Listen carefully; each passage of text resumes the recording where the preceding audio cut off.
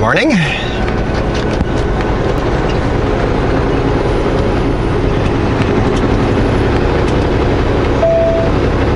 Just woke up, slept in a bit.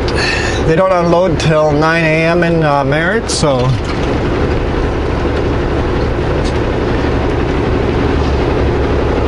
ran out of hours over here on Highway 5A. Almost made it to the connector. I would have had enough time to make it to the brake check last night, but I don't want to sleep in a brake check.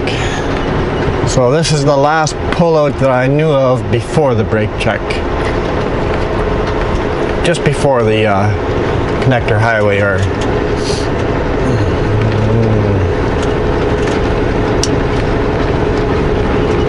I guess it's 5A and 97C in this part, this section of highway. Turn left.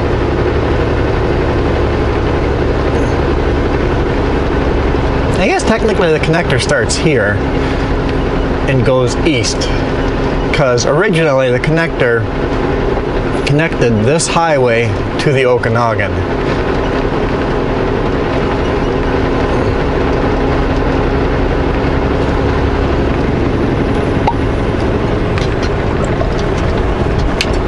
And this was Highway 5 before the Coca-Cola got built.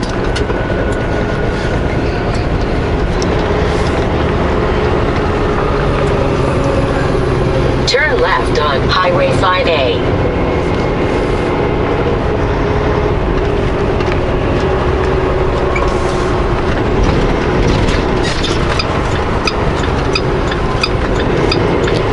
Lots of gravel on this corner.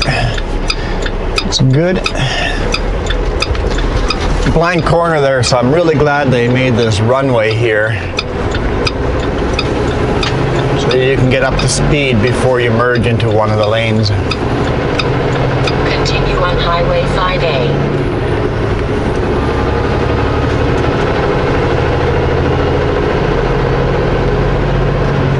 There's a couple places where you have a blind corner like that and you have to just go onto the road and there's no lanes to merge on.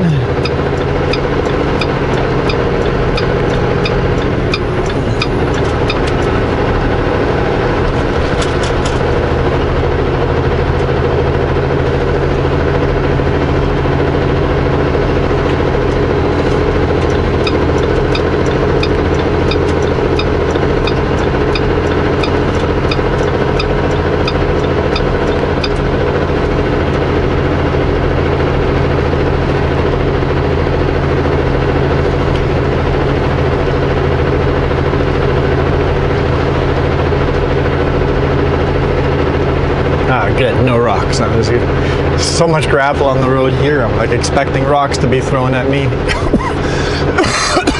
Excuse me.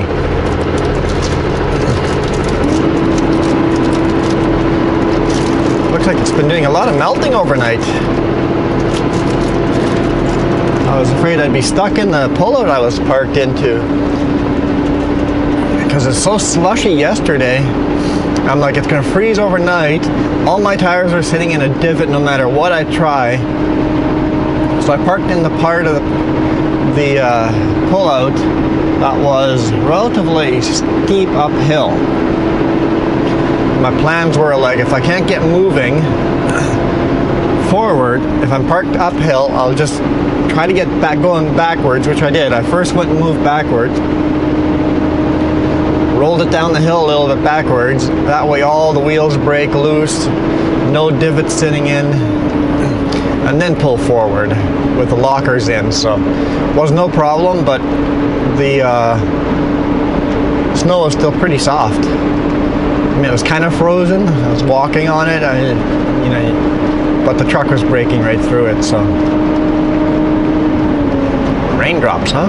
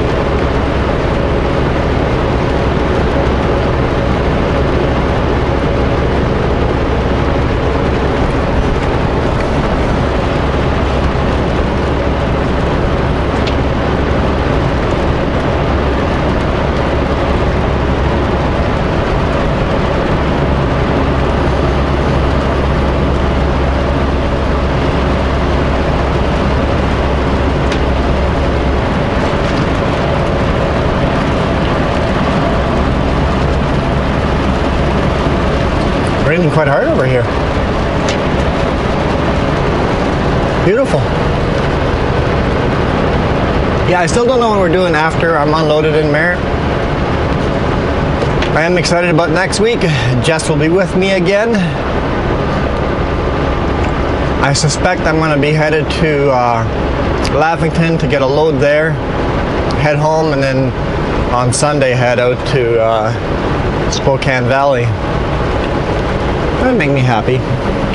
Be home fairly early on Friday and can leave fairly late on Sunday. Definitely make me happy.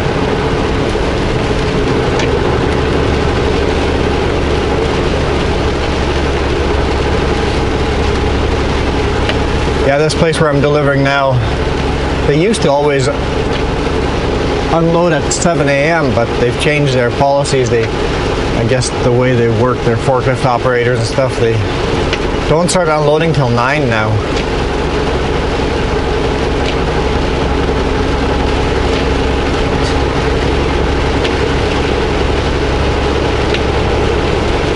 It's kind of a snow rain mix. Oh yeah, slushing. It's slushing.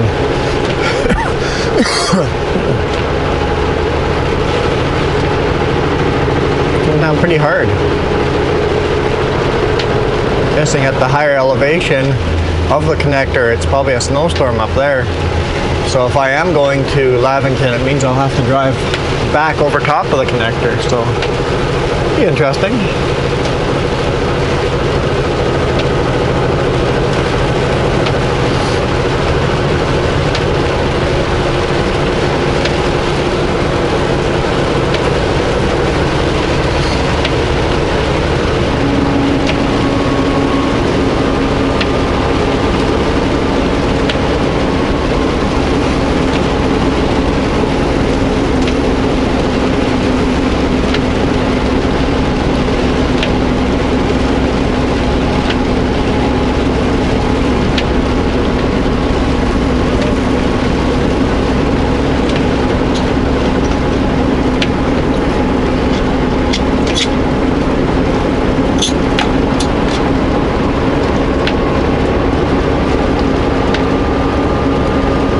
I always find little curves like this in the highway interesting. It's like, what happened here? Was there a farmer that refused to sell for a decent price? They went and built around that farmyard? I don't know. Is there some kind of unstable ground there? I don't know. There is a house there, so.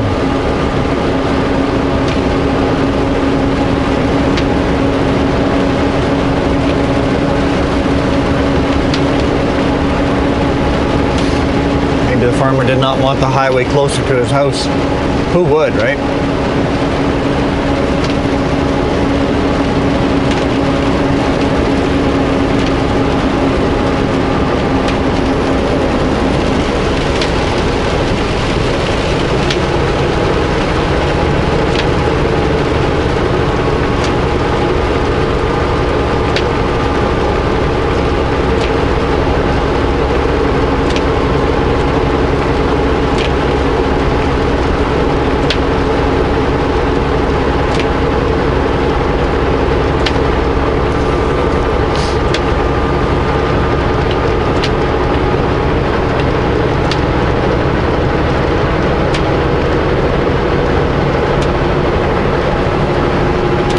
Beautiful up here.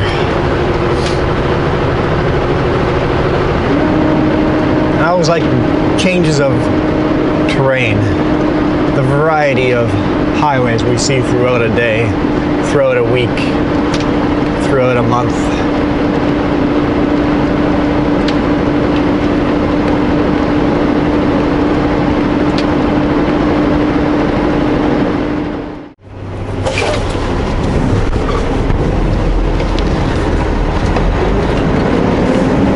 Hamilton Hill, brake check.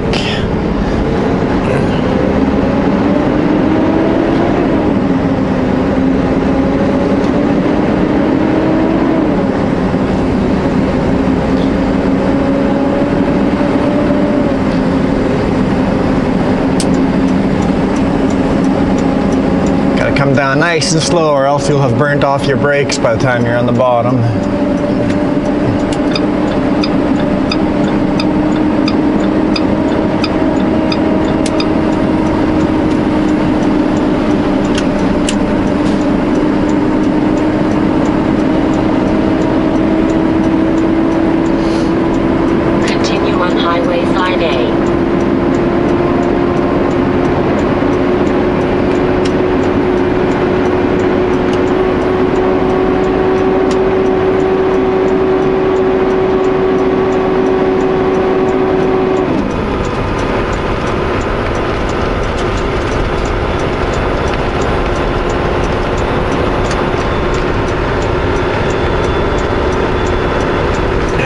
Grab one more gear.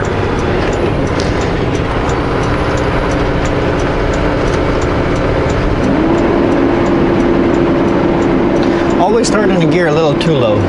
If you're not 100% sure what speed you can come down the hill, always start in a gear a little too low. I know most hills, unless it's a really, really, really steep grade, I can start in 11th gear and be perfectly safe going down. Seems like 12th gear is holding me back pretty easy as well.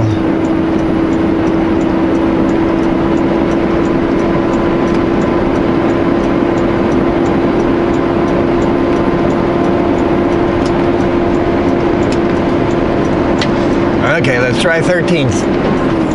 With this truck, I know 11th gear will get me down almost every hill perfectly safe. Couple of steep ones where you have to go lower than 11th gear, but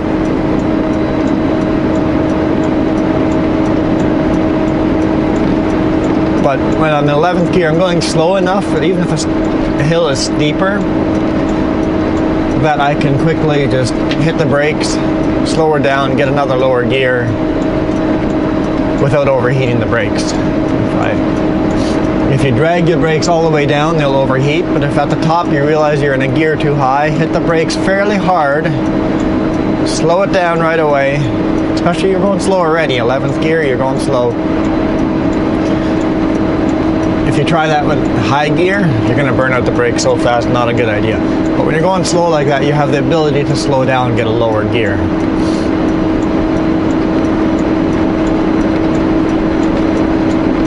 13th seems to be nice and stable. Just kind of holding it right on the line. Coming down at 55 kilometers per hour.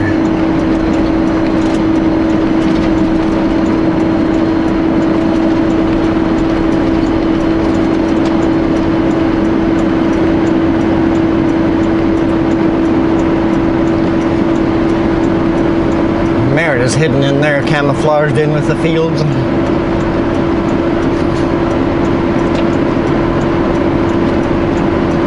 I see a little bit of blue sky, guys, a little bit of blue sky.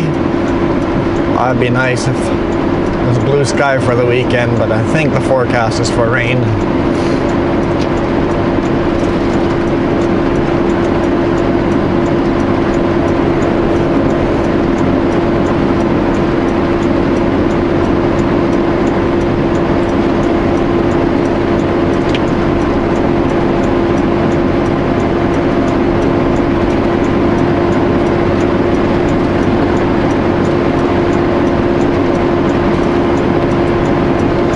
Welcomes you, and their like logo icon is like a sun, so maybe they do get a lot of sun here.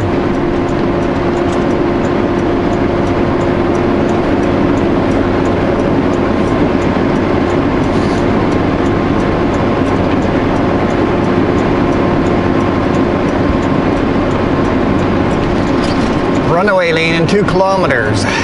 In the summer, there's always a serious problem with people parking in the runaway lanes, especially RVs and stuff. It's like, I know you're from the flatland and you've never seen a runaway lane before, but that is one of the most dangerous places to park. You might as well be parked on the highway in a lane.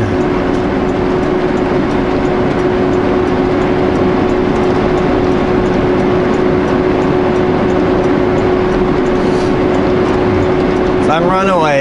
I'm coming down with no brakes.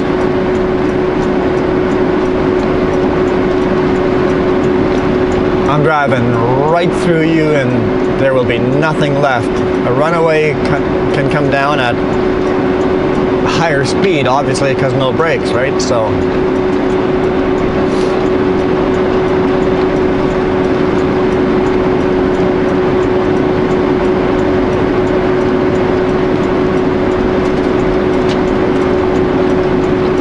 yeah, I'll never use a runaway lane because of not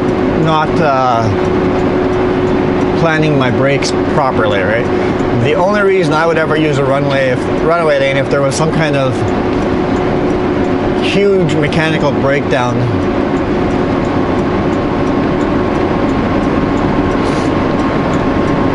Because I come down slow enough, I'll never burn out my brakes.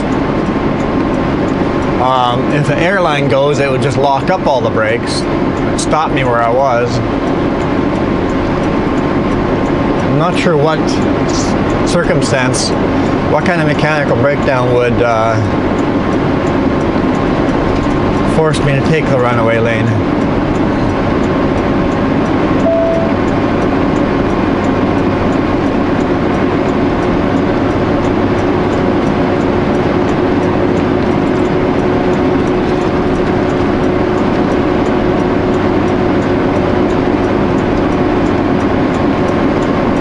This runaway lane is just a lot of soft gravel.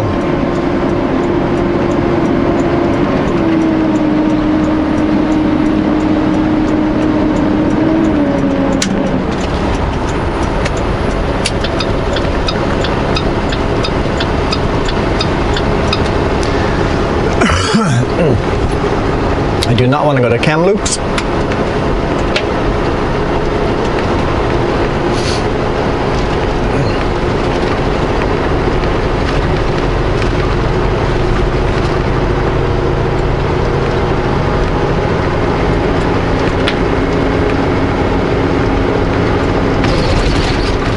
Okay, I was wondering if the pickup was going to cut between us or not. I'm like, I hope not.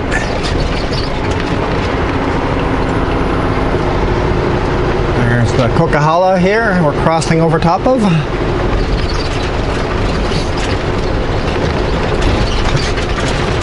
Ah, lots of room, nice. These axles are pretty far to the back, so there won't be much trailer swing. Always look at that. Axles on trailers can move, not on mine, but on vans. If the axles are pretty far forward, that trailer is going to swing out wide. If the axles are near the back, the trailer is not going to swing much at all. In 900 meters, turn left on Coldwater Road. And axles move for weight balance. Also, if you're going to go into a yard that's really tight, move the axles all the way to the front and you can turn a lot tighter. Just have to really watch your trailer swing.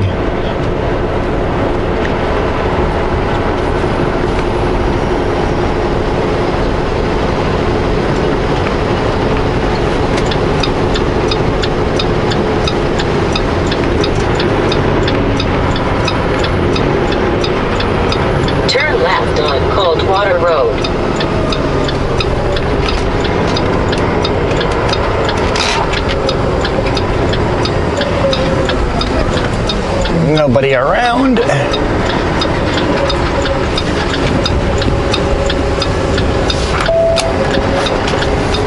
In 600 meters, turn right on Foley Avenue. I never actually punched the actual address in, so Garmin won't bring us exactly to the right spot. Unless I guessed they're right, but I don't think so.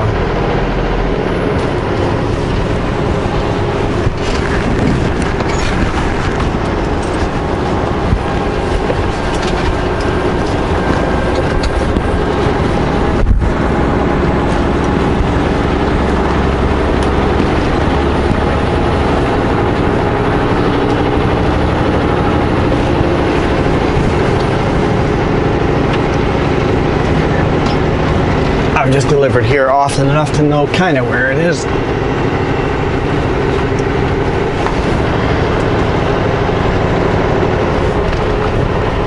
Turn right on Cooley Avenue.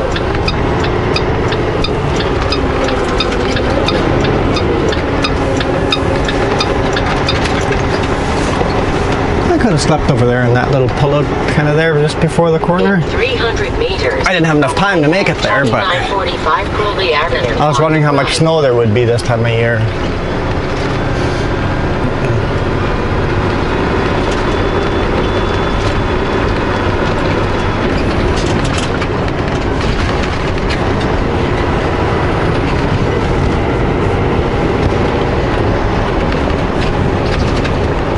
Arriving at 2945 Cooley Avenue on the right.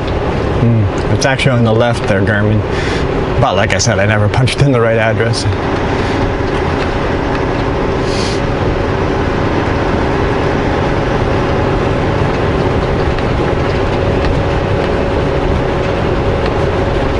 NMV. First entrance is here.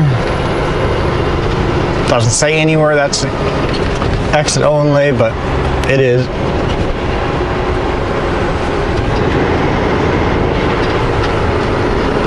Here it says NMV lumber, truck entrance only.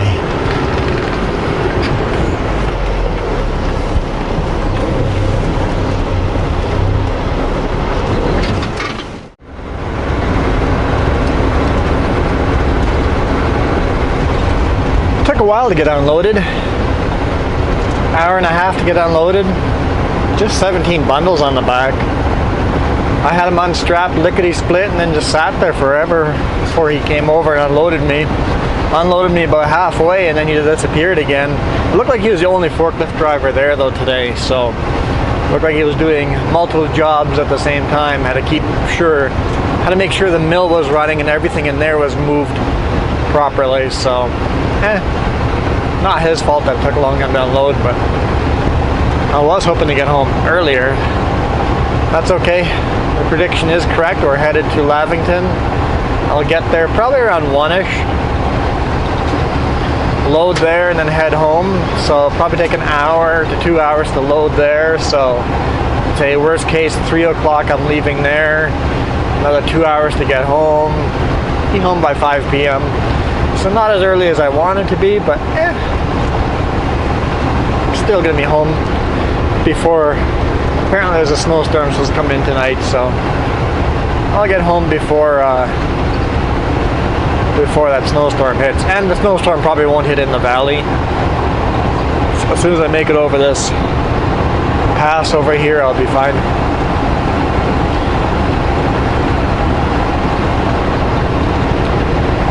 Driving into the sun right now. Luckily I got my sunglasses back that I'm back in this truck. I know you guys can't see anything.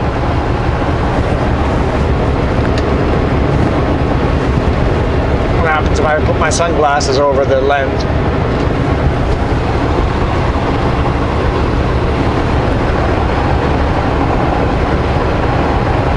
I should get a UV filter for it, shouldn't I? That is a good idea. UV filter for the camera, just something that just slides over the top of the lens.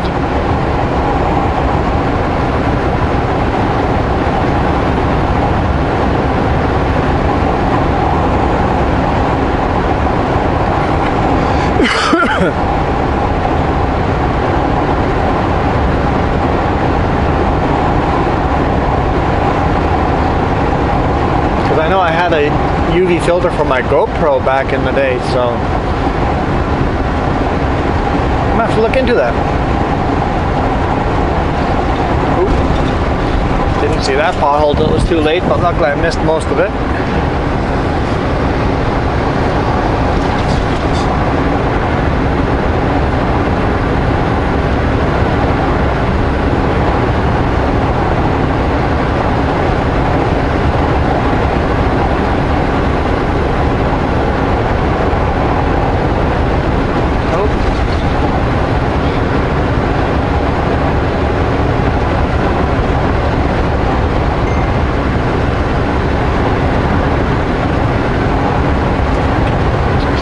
messaging me. That's okay. I usually read my messages at the end of the day or at the beginning of the day.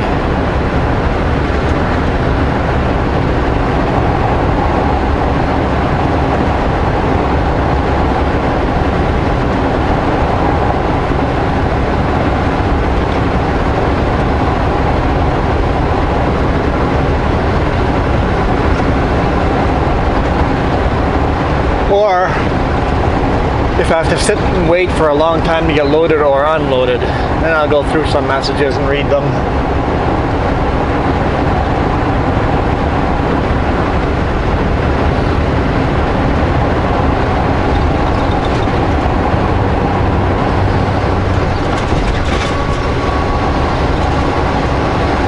And I'm noticing this winter that there's a lot more potholes than previous winters. The infrastructure is definitely lagging behind a little bit. I'm not sure what the government's done with road repairs and stuff like that, if they've cut the budget a bit there. Haven't paid enough attention to politics to know that. But the roads seem like they're in worse condition than they have been.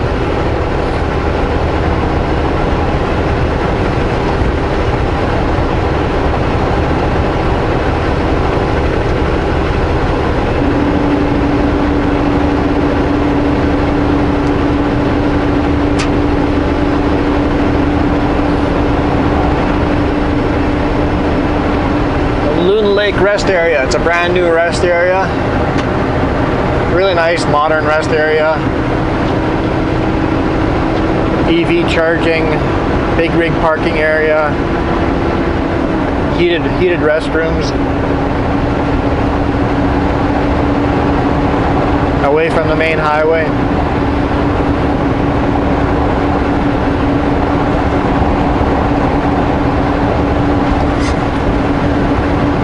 Just down the road here, just a little bit down the road. Nice rest area.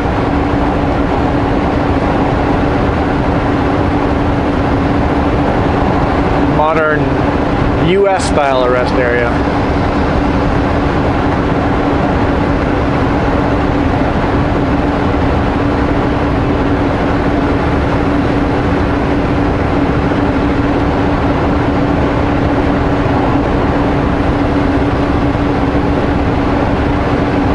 I'm sure American tourists, when they come through Canada, RVers and stuff for the first time, get very disappointed at the rest areas we have in Canada.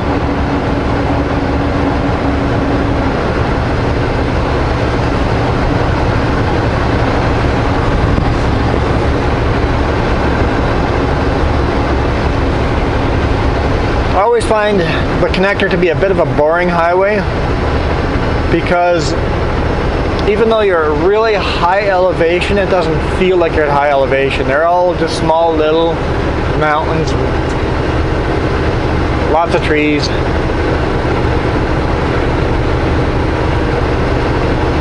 Other than that rest area, nowhere to stop, nowhere to fuel up between Merritt and West Bank or Peachland, depending which direction you go.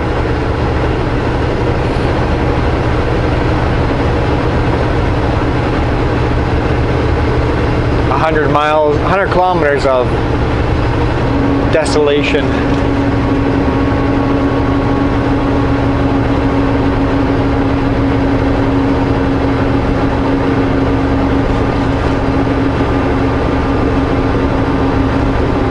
I'm empty and I'm slowing down going up this hill.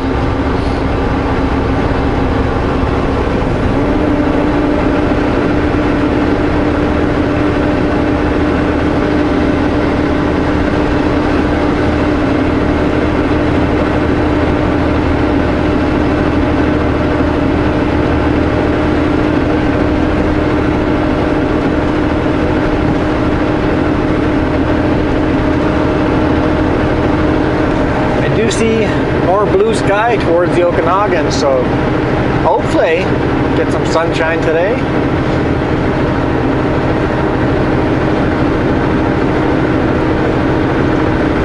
I hope we get some sunshine on the weekend. That'd be really nice. We'll see. We'll see.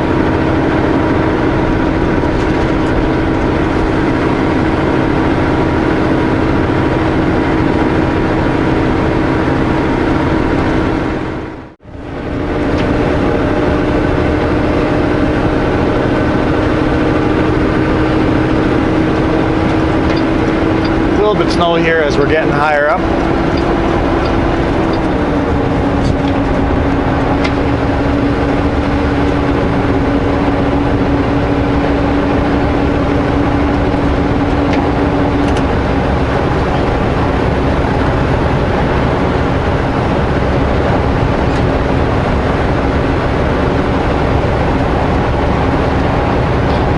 Brake check on the other side to come down those hills.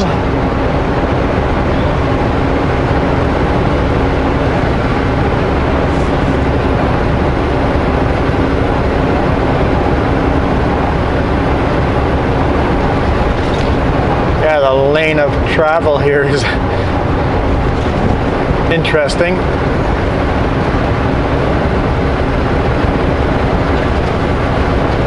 Looks like they've plowed it.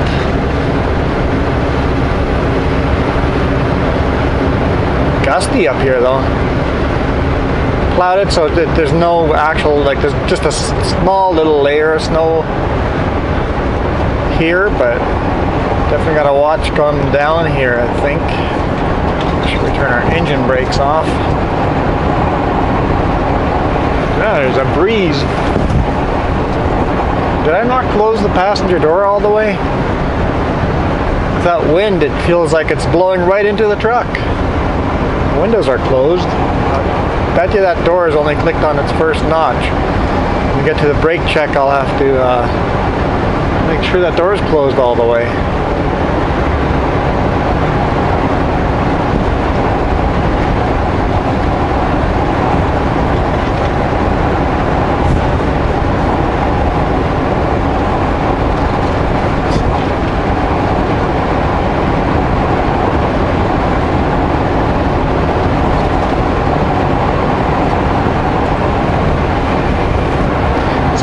Way back there, but it's way back there. I'm just going to go here instead of in the slush. Go in the middle of the highway.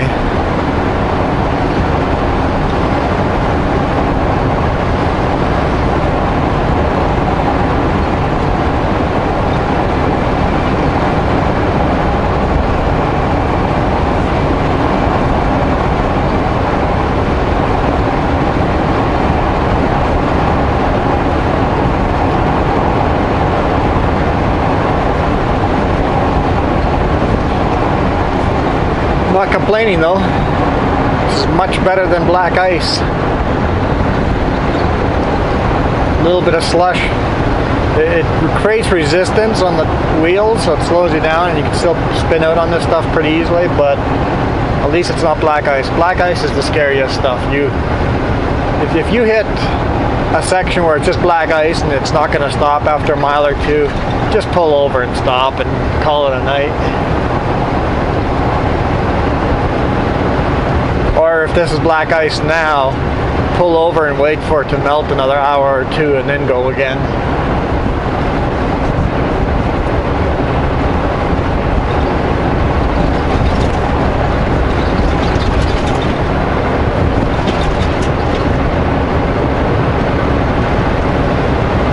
I think we like the inside line here better than the outside line.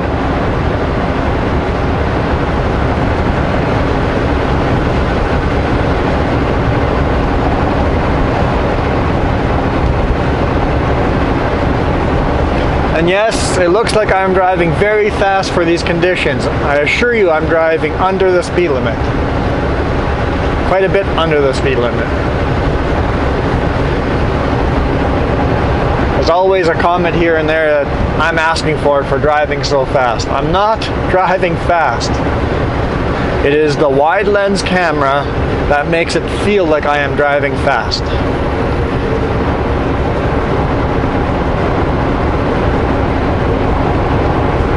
I've watched some of my own videos and it feels like I'm going way too fast in the videos.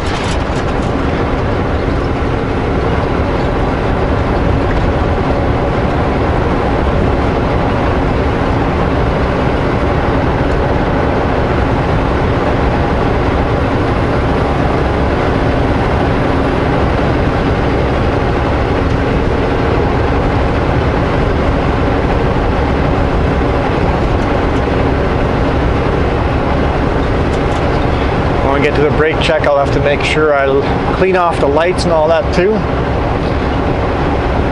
I mean, you always walk around looking at lights. You never know when a light's going to burn out, but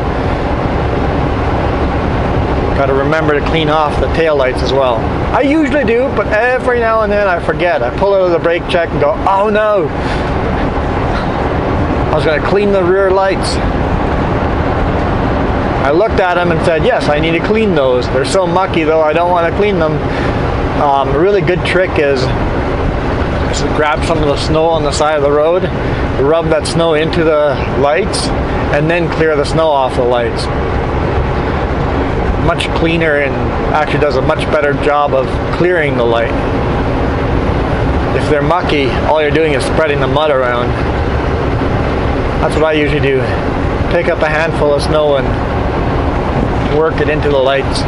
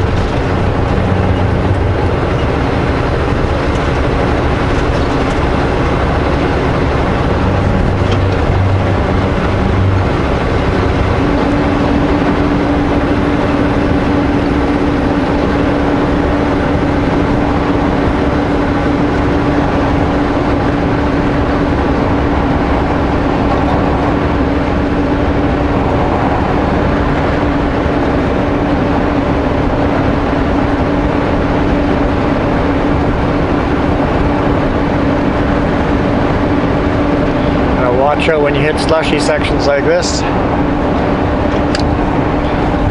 Looks like I've lost the sun. Sunglasses off.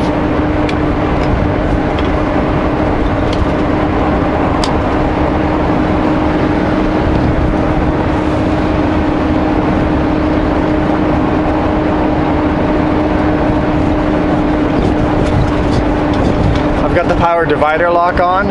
We're going at 100 kilometers now. We're going down the hill here. Would not want the diff locks on at that high of a speed. I'm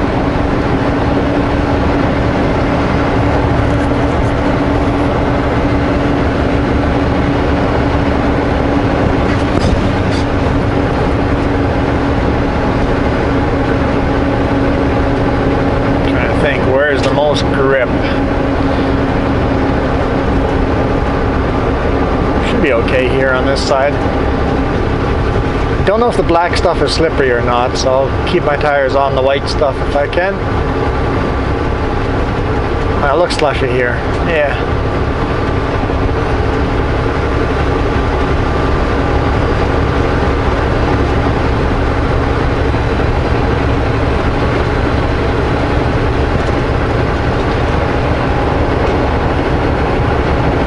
Sunset Main Road. You can see the wind turbines up here. I don't know if you can see them, they're probably too far away, but slightly to the left hand side. I see two of them right now in the trees. I think they built like 5 or 6 of them up here just as a test project, and it was several years ago and nothing has happened, but I'm sure that kind of stuff moves slow. Because they're usually, when you come by, they're running, so they must be making money.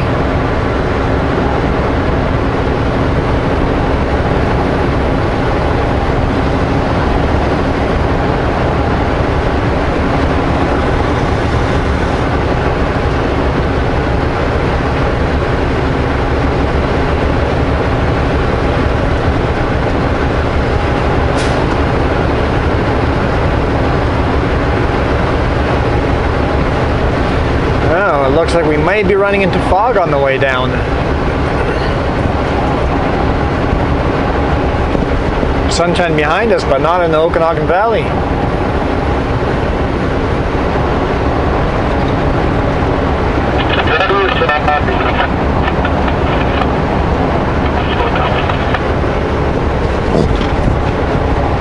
I couldn't understand what he was talking about.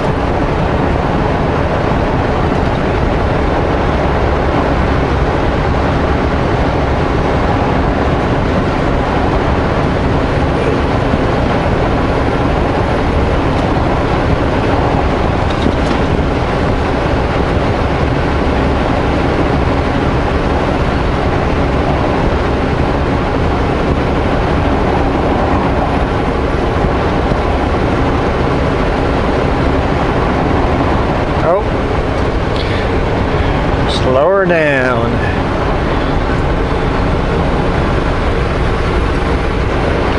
Are we passing snowplow?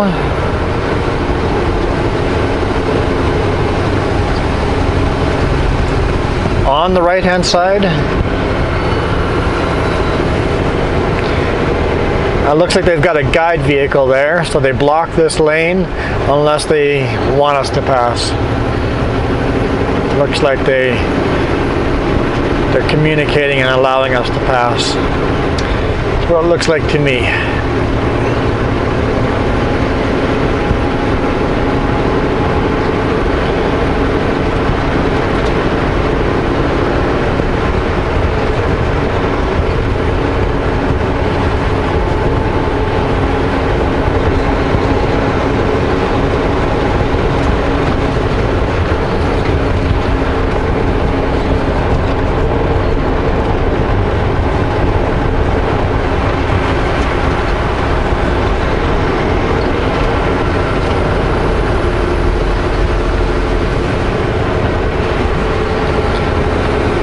Drive in the center as well.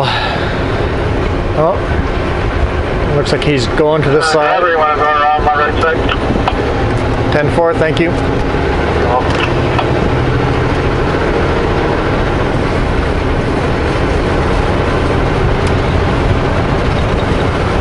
That's nice.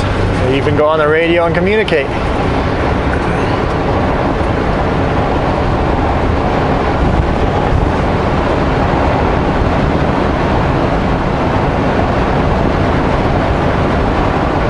That's pretty cool. It's the first time I've run into that, where you see the water splashing up from that truck, oncoming truck. That was crazy. It was definitely sitting water, pooling water. Gotta watch out for hydroplaning. But yeah, that was good. Letting us know to pass on the right hand side.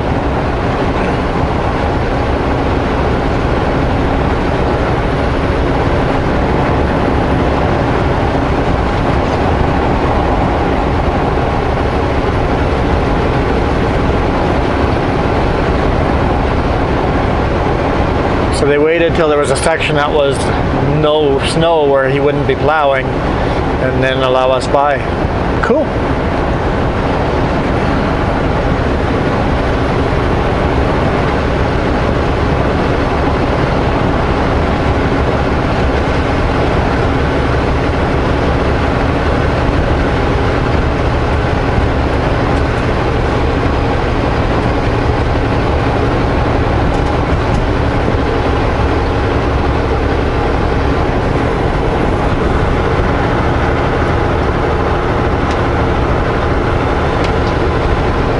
Looks like we're coming up to a loaded truck, so we're gonna have to work to pass them.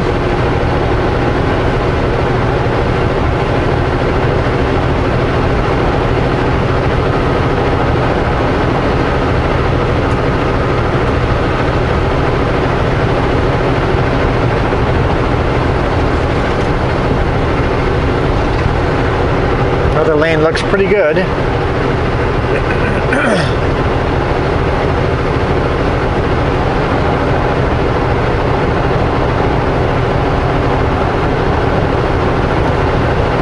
It's test it out a little early.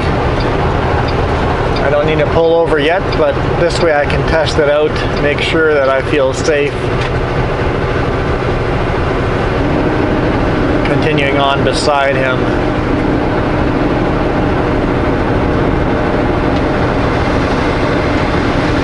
Because if you wait till the last second, pull in there and realize you're going to slide sideways, now it's too late and you're going to be smashing into the truck. So pull over, test it out first. Yep, I can do this. And then commit. It looks like I'm right up to the brake check already. So he'll probably pass me. Because honestly, people don't do proper brake checks.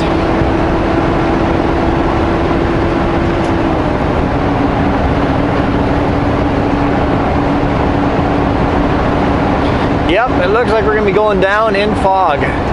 This is quite normal. This section of highway is foggy more often than not.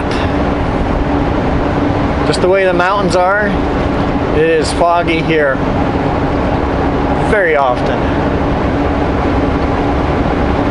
And the vehicle in front of us does not have their lights on.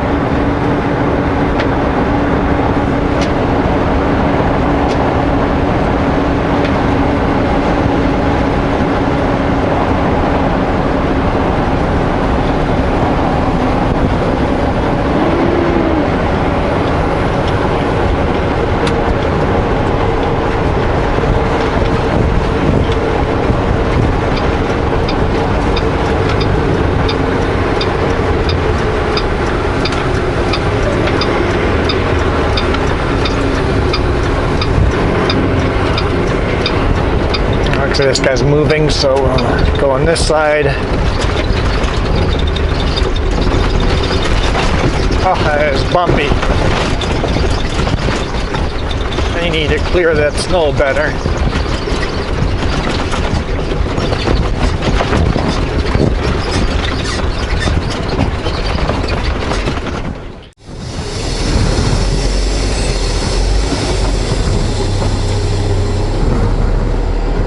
Help if I put it in gear. All right. He didn't pass me, but he hasn't gotten out of his truck either.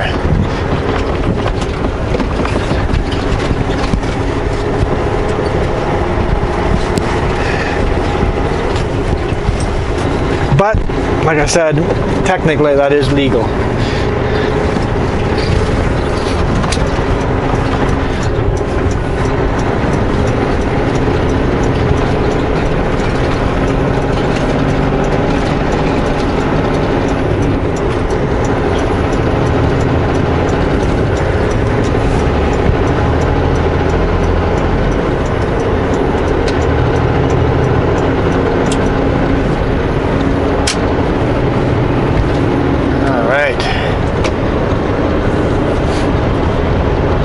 Sneeze.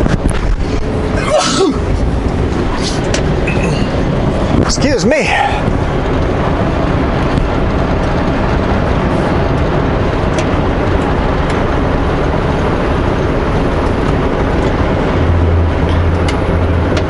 Got the windshield wipers going faster, it keeps the fog off.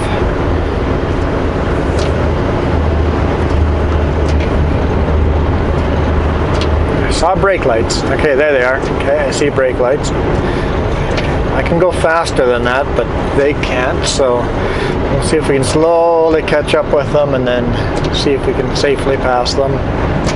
Oh, as the fog clears a little bit.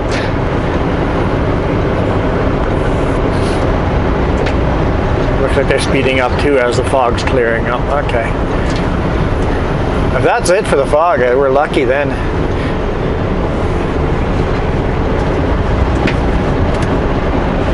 Yeah, it's cleared here, so that'll not bad. That will not, whatever. You know what I mean.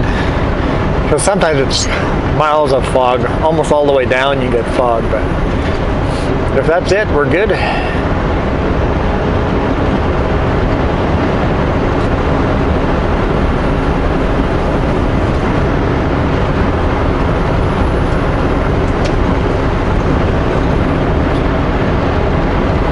So if you guys are driving your automatic vehicle down the hill like this, you know how you have drive and then 1 and 2? Click it down to 2.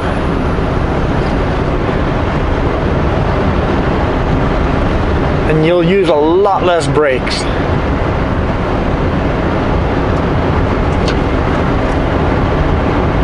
Won't have to ride your brakes all the way down.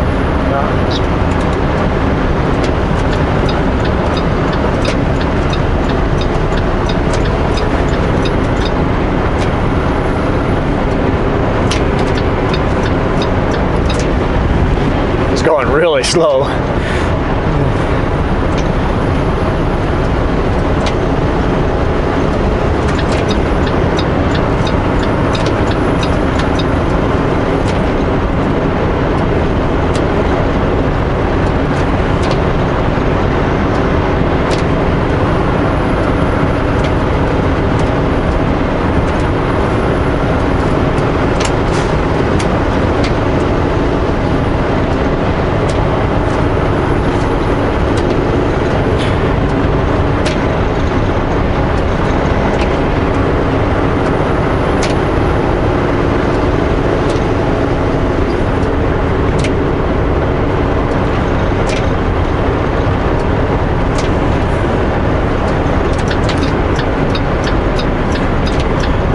Keep our eyes out for another person going really slow. If you're fully loaded, he just has a lead though. He only had 1 trailer, so I don't know why he was going that slow. Might not know the road at all, but you always got to watch out. No matter what speed you come down, we're coming down at 80 kilometers an hour. Speed limit is 110. No matter what speed you're coming down, are you going at a speed that you can stop before hitting somebody in front of you, or have time to pass?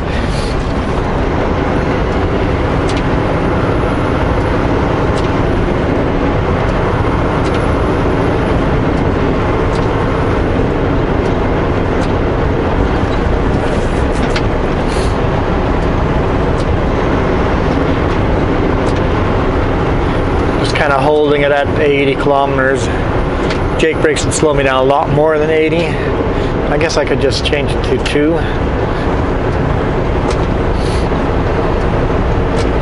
Brenda Mine chain off area.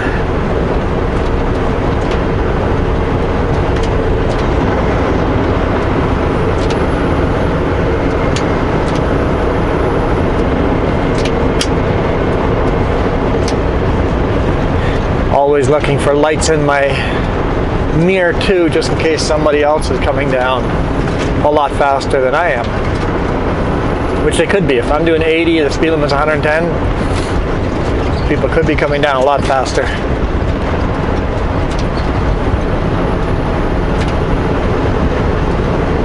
I see a set of headlights catching up with me.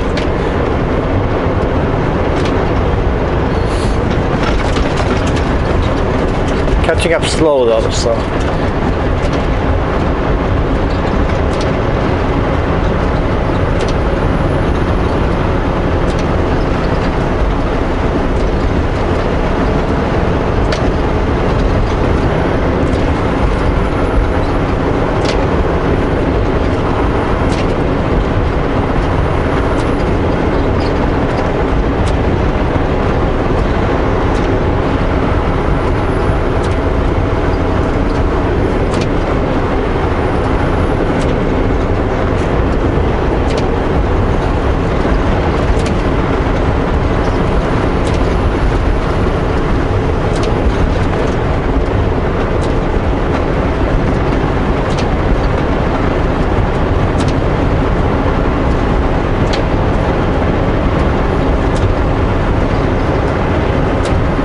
Pooling water here, just a river going across the road.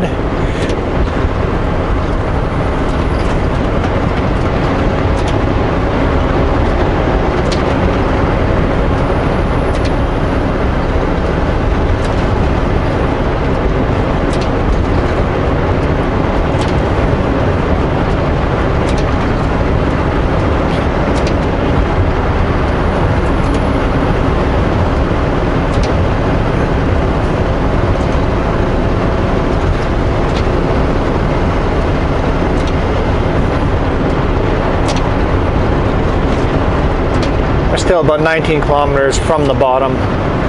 It's a long, long, long way down.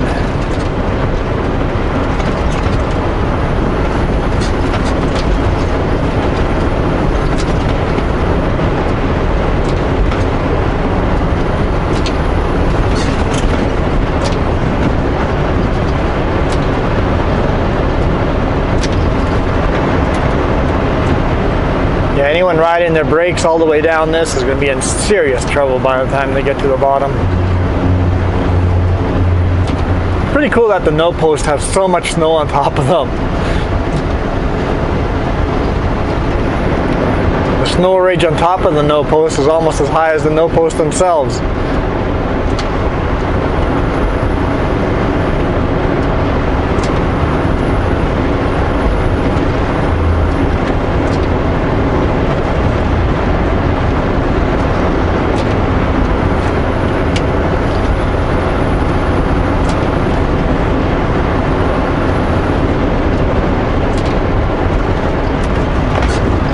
Fog is getting thinner though. It's not sticking to the window as much.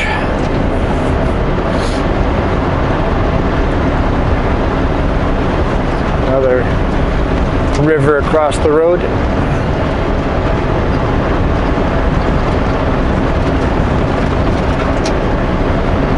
Yeah, those headlights have kind of caught up with me and just staying behind me. They're just gonna stay following me. I'm guessing they're at a distance they can see my tail lights, and that's just kind of the distance they're staying at.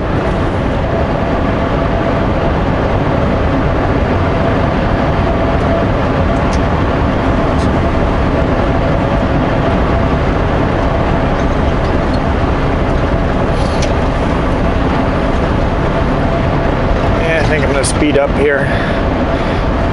Visibility is getting much better.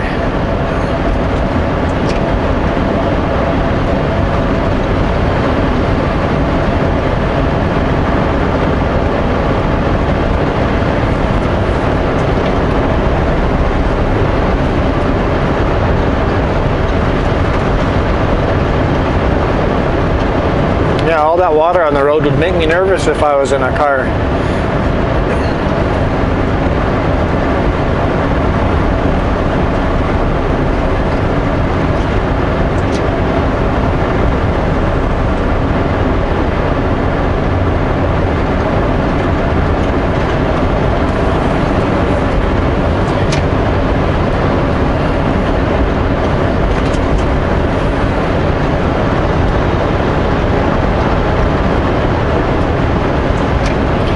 Silver Creek chain-off area.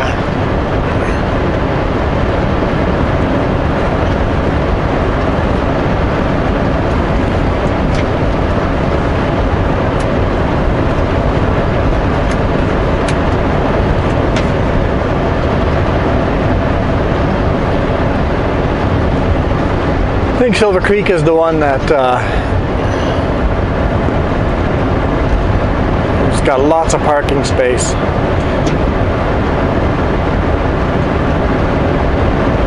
Definitely spend the night there and not be in anyone's way. Or is that a little further down the road? Yeah, it might be a little further down the road. There might be a U-turn one where there's big parking areas.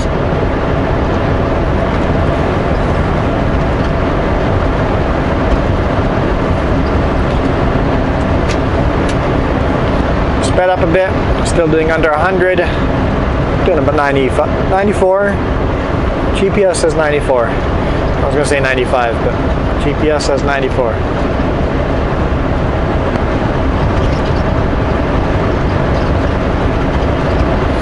And the fog is normal. It's reaching all the way down to the bottom.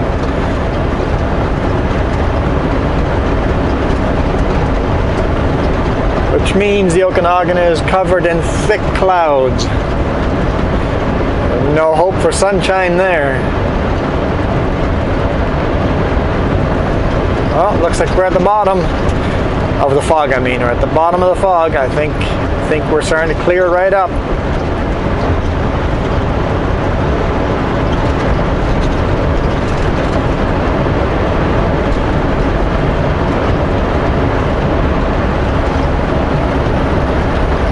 U-turn route. There we go. Paradise Valley U-turn route. That's the one with lots and lots of space.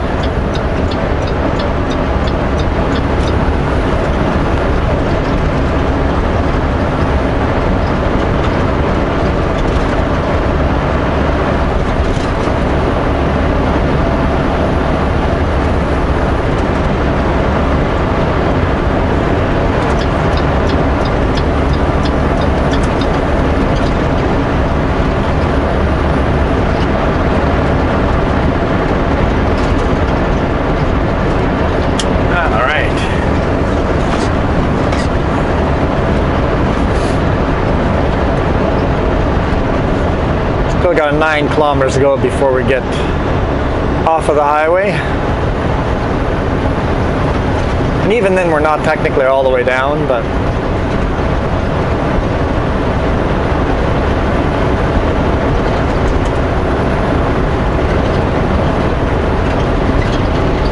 I'm not sure where the previous clip cut off because my memory card was full. And I pulled over, I'm like, oh, I'm talking to nobody.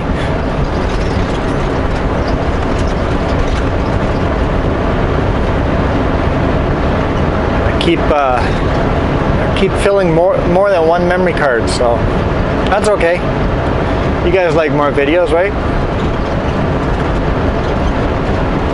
Bought 2 extra memory cards last weekend. Well, just bought 2 extra memory cards last weekend. So I'm using one of those now.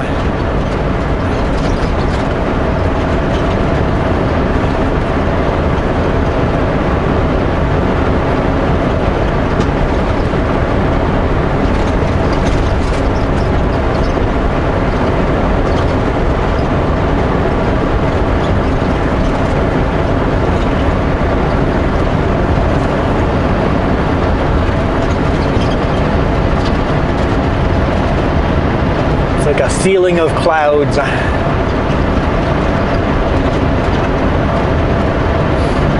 Animal bridge. Wildlife overpass is what it said on it. Allow the moose to cross from one side of the highway to the other.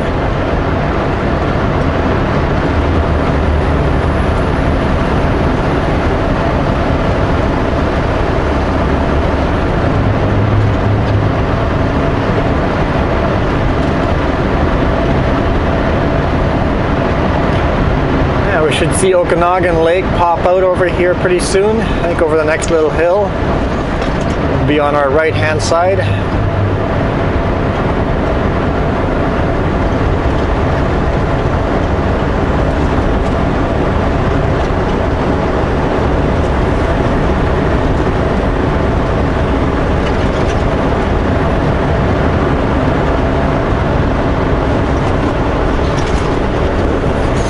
And then we'll drive through West Kelowna and then drive across the lake. That always used to be fun. If you're not used to long bridges, it's a floating bridge. It floats on the lake. It's made out of concrete with these big air pockets underneath. These big concrete barges basically that float on the water.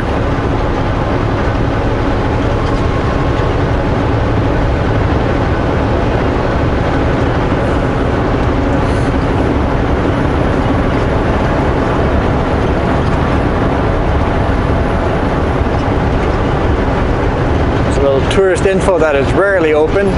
Only at peak tourist season is there somebody in there.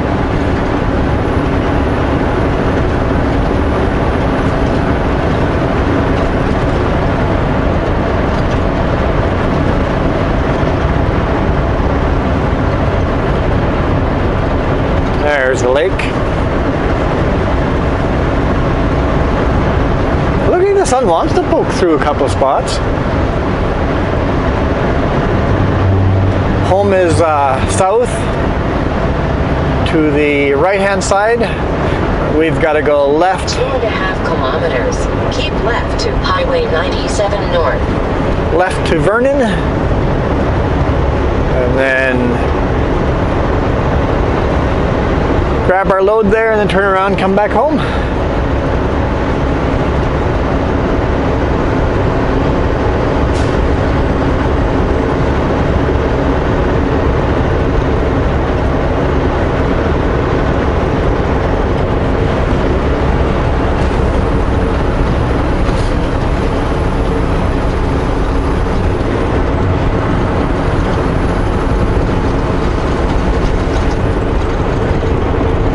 That's it for 97C. I'll pull onto the Highway 97.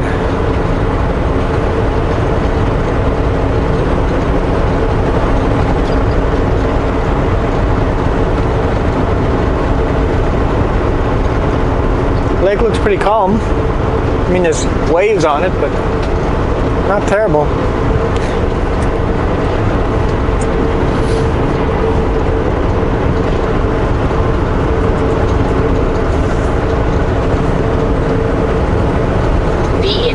Of the 2 left lanes.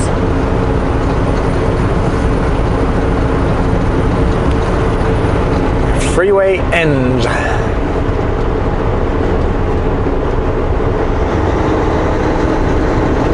Yeah, I see a little bit of blue sky there.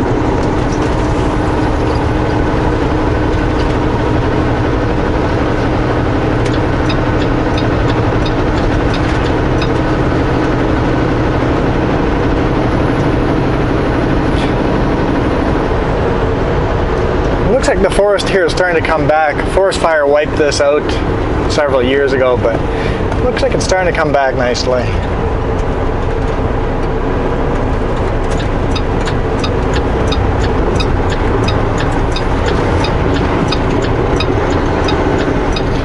So if we can match their speed.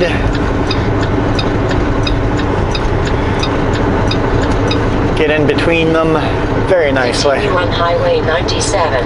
Nice and smooth merging.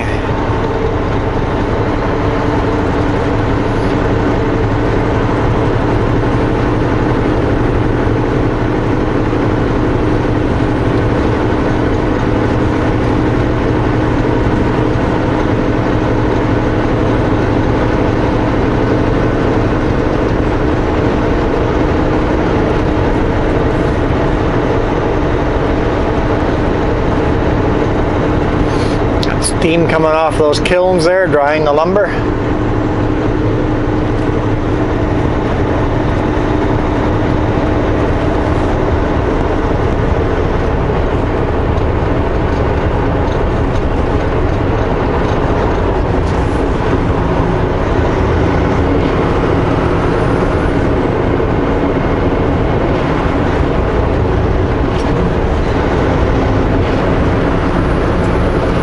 Welcome to West Kelowna.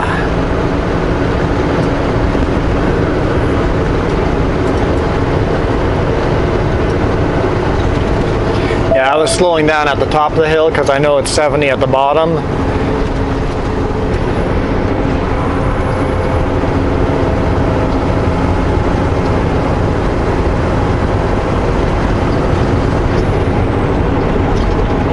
And then once we get to the top of the hill, it's 50.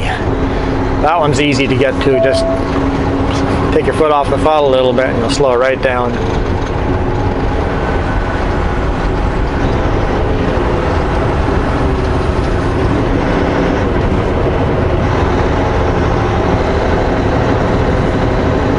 And that sign says, "Welcome to West Bank." That is the old city name.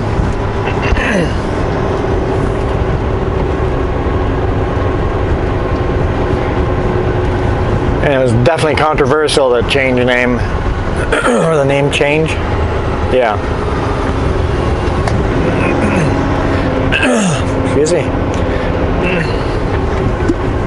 Some more water.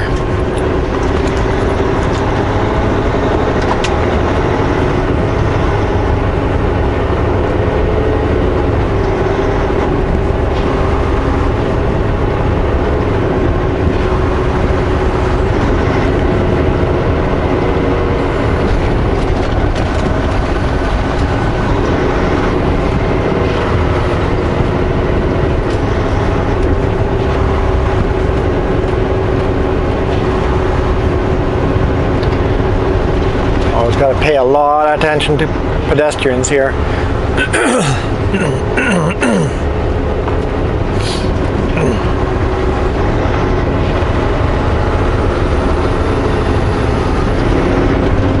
So far I'm getting really lucky with lights.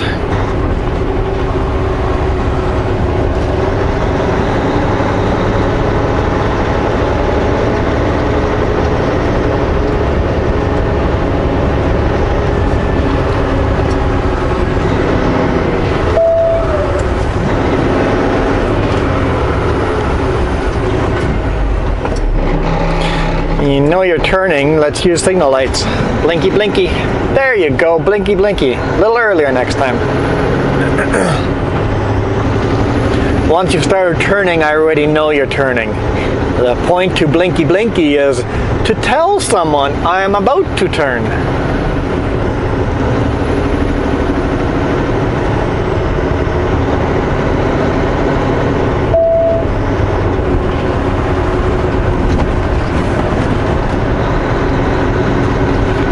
Fast forward through West Kelowna.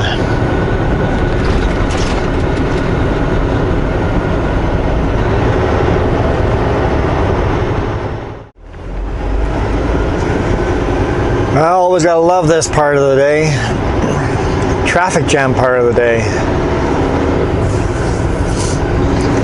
I don't know if I'll make this green light or not. Enough room for me? I think there will be. Okay.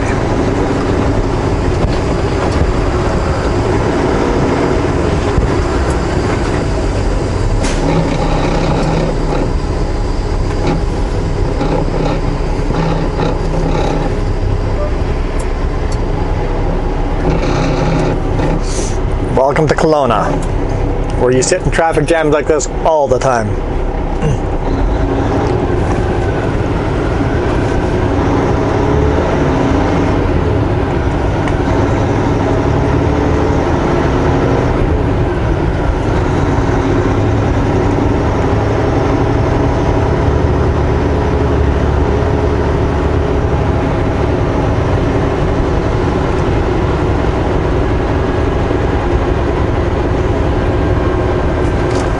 What time is it?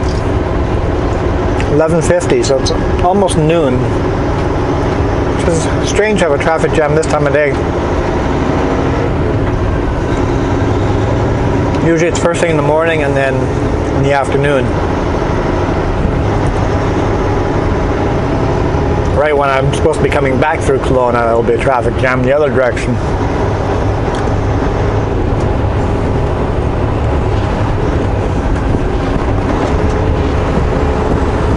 Often Kelowna can be worse than Greater Vancouver.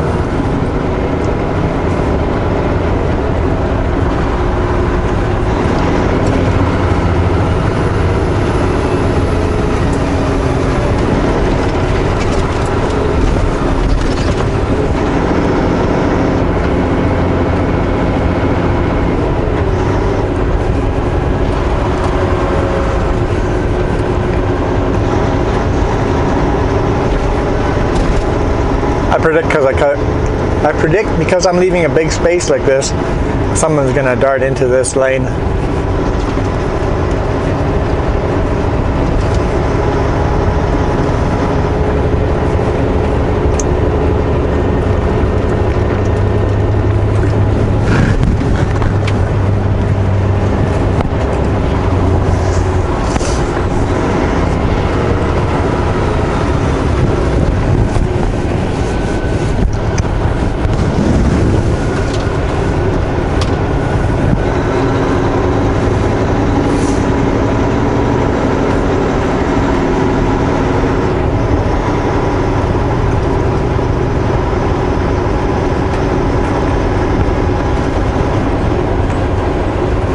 And most of the reason why there's such a traffic jam here all the time is because we have to drive across the lake.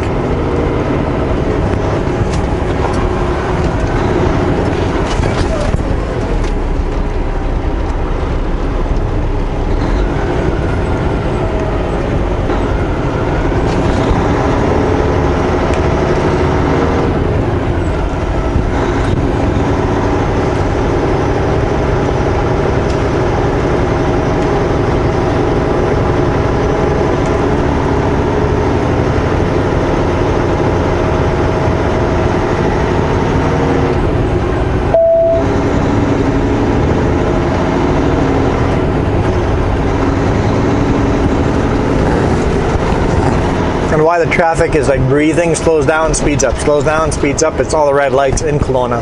Yeah, there's one of them. I knew there'd be a taker eventually that would take the space.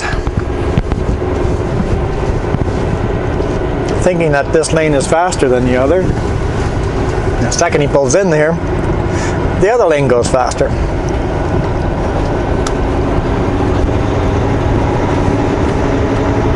Always say stick to a lane.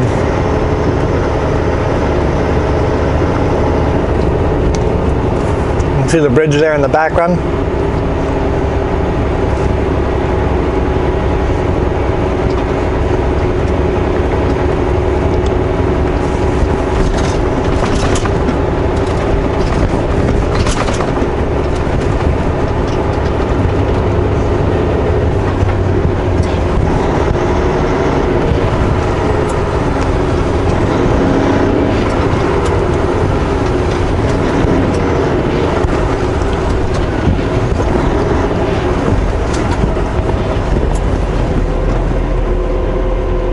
Cars driving on the side road are smart enough to know if they drive on the side road and merge right onto the bridge at the bottom, they can skip a lot of this line.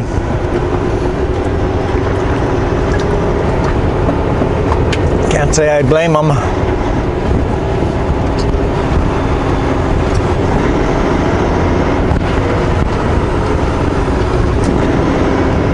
Oh great, there's a broken down vehicle there.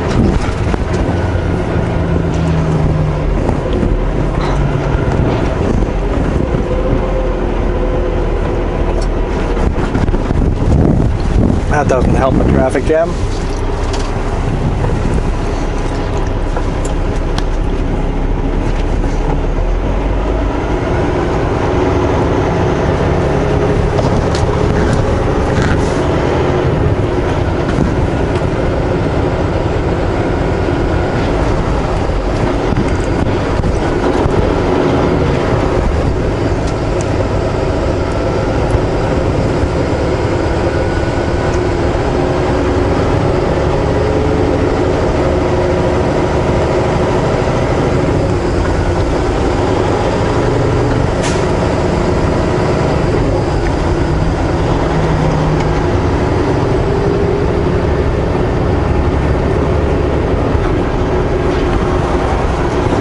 Pretty close, but at least he's all the way off the road.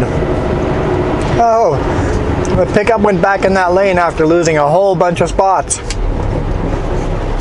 All that lane changing doesn't help you anything.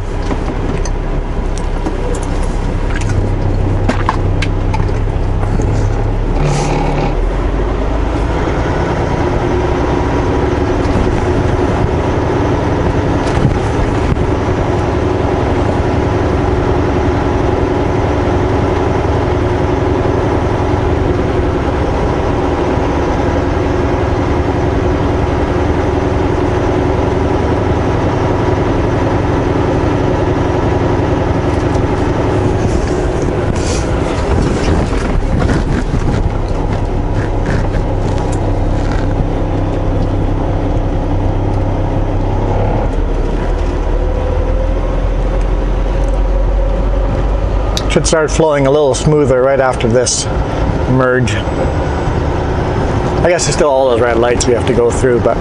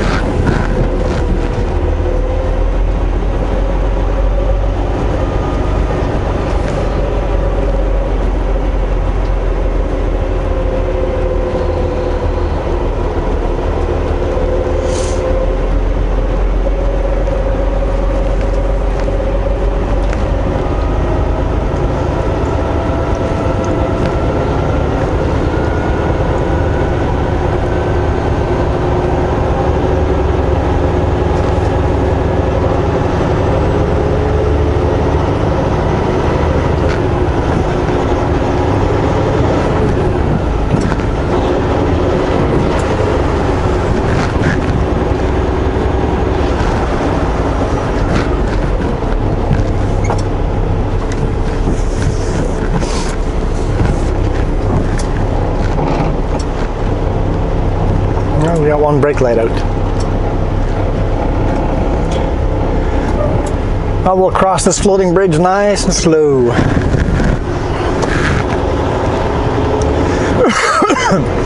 So this end over here has got columns going down into the bedrock of the lake.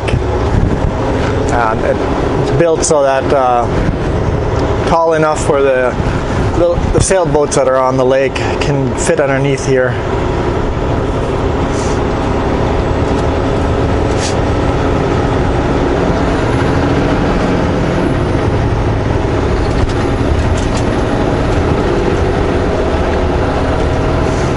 And then the floating part of the bridge starts just after the summit of this bridge here.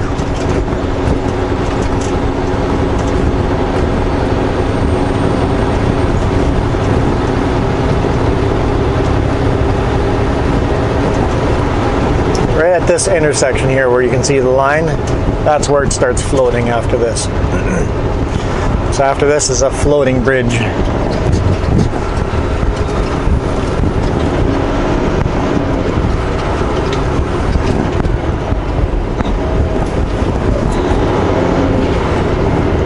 The lake is fairly narrow here, so I'm not sure how long the bridge is, but apparently it's some record of the longest floating bridge in Canada or something like that. I think it used to be the longest floating bridge in the world, but somewhere there's a longer one now.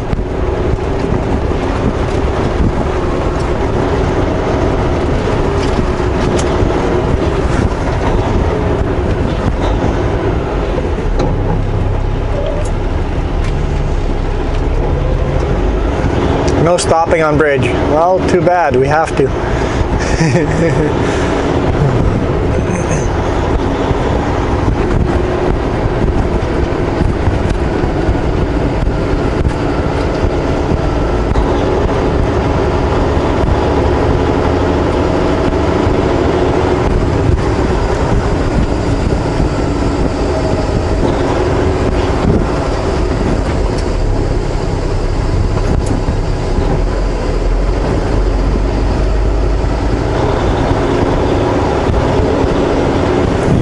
City center, keep left. No, we're not going city center. So we got to stay in this lane. We can't. Another lane. It becomes 3-lane, but someone in their infinite wisdom decided to make the far right lane an HOV lane. So the granny lane is a HOV lane. It just doesn't work.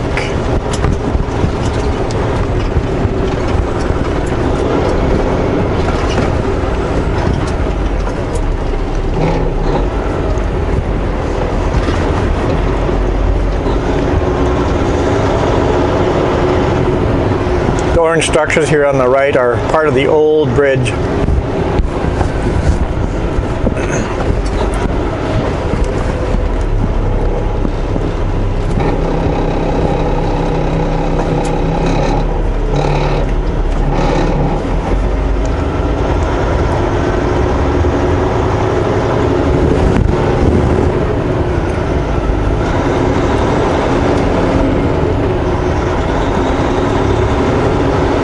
Oh, we're in Kelowna. It'll take us a while to get through Kelowna. We'll get there. We'll get there.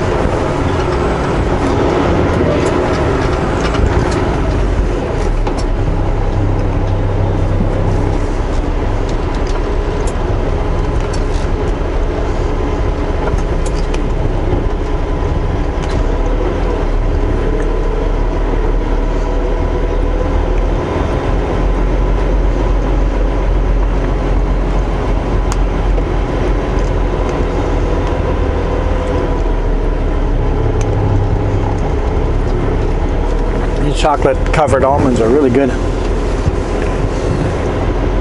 Definitely hitting the spot right now.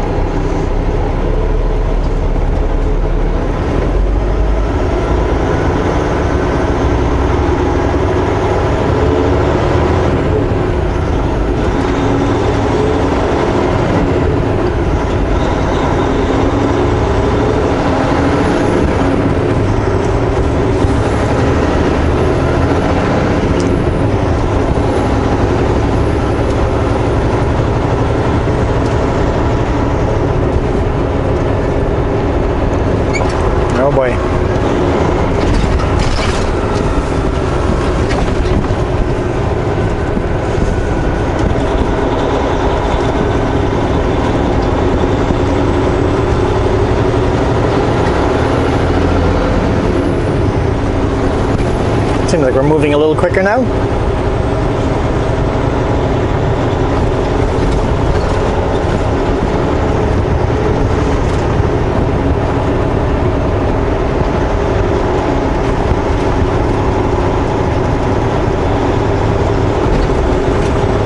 I also think this city has too many red lights.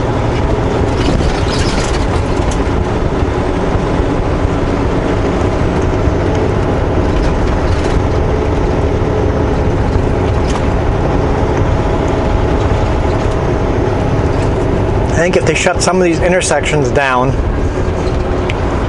and make less intersections, but have the intersections that they do have more lanes, so that you can have higher volume traffic moving across the intersections.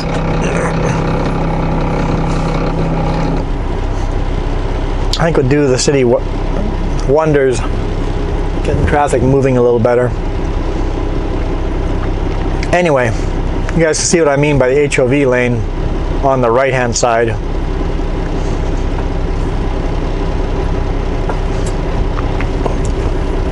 I don't get it. The reason why they did that is bus stops. The bus runs in the HOV lane.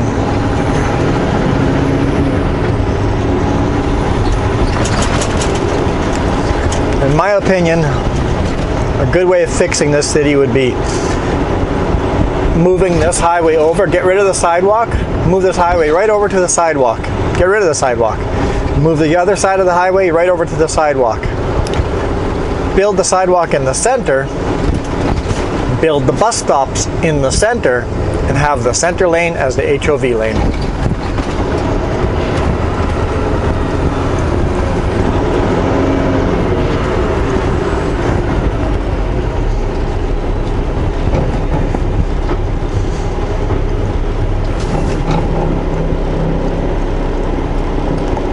And get rid of the wider, basically the center would stay as wide as it, the median would stay that wide, get rid of the sidewalks on the edge. And you could actually have room to add a lane here and there.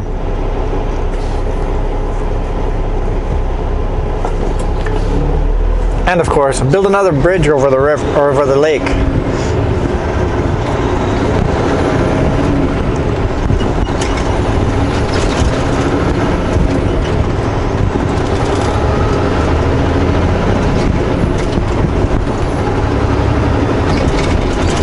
Anyway, I hope you guys enjoyed another long video. Thanks for watching. I'll see you guys on Monday. We'll be in Spokane Monday morning.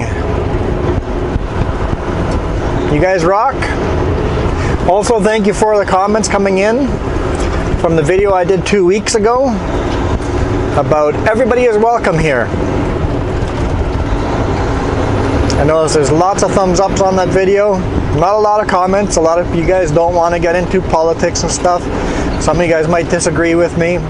It's fine if you disagree with me. Jump on in. The whole reason for that video is we can be different and still get along. We can be opposites and still be friends. Anyway, you're all welcome here. You guys rock again. Adios.